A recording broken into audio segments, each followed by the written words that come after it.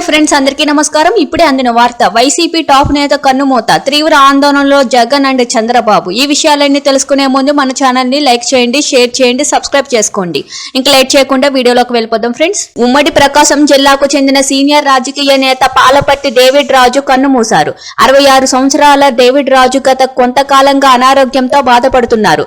హైదరాబాద్ లోని ఒక ప్రైవేట్ ఆసుపత్రిలో చికిత్స పొందుతున్న ఆయన ఆదివారం తుదిశ్వాస విడిచారు. 2 సార్లు ఎమ్మెల్యేగా పనిచేసిన డేవిడ్ రాజు ఒకసారి టీడీపీ నుంచి, మరొకసారి వైసీపీ నుంచి ఎమ్మెల్యేగా గెలుపొందారు. తెలుగుదేశం పార్టీ తరపున రాజకీయాల్లోకి ఎంట్రీ ఇచ్చిన డేవిడ్ రాజు సుదీర్ఘ కాలం ఆ పార్టీలో పనిచేశారు.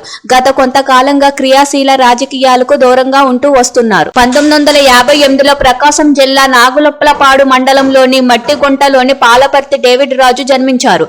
ఆంధ్ర యూనివర్సిటీలోని ఎంఏ, ఎల్ఎల్బి చేశారు. అనంతరం తెలుగుదేశం పార్టీ ద్వారా రాజకీయ రంగంలోకి ప్రవేశించిన ఆయన టీడీపీ నుంచి తొలుత ఎంపీటీసీగా గెలుపొందారు.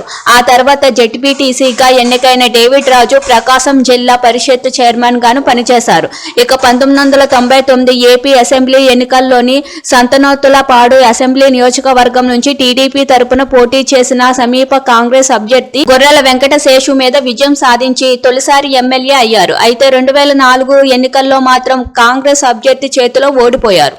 2009లోని ఎర్రగొండలపాలెం నియోజకవర్గం నుంచి పోటీ చేసి కాంగ్రెస్ అభ్యర్థి ఆదిమూలపు సురేష్ చేతిలో ఓడిపోయారు. అనంతరం 2010లోని వైసీపీలో చేరిన డేవిడ్ రాజు 2014లో ఆ పార్టీ తరపున ఎర్రగొండలపాలెం నుంచి పోటీ చేసి విజయం సాధించారు. అయితే మరో 2 ఏళ్లకే ఆయన పార్టీ మారిపోయారు. నాటి ఎన్నికల్లో టీడీపీ అధికారంలోకి రావడంతో తిరిగి టీడీపీ కండువా కప్పుకున్నారు. అయితే పార్టీలో అంతర్గత కలహాలతో మరోసారి వైసీపీ గూటికి చేరిపోయారు.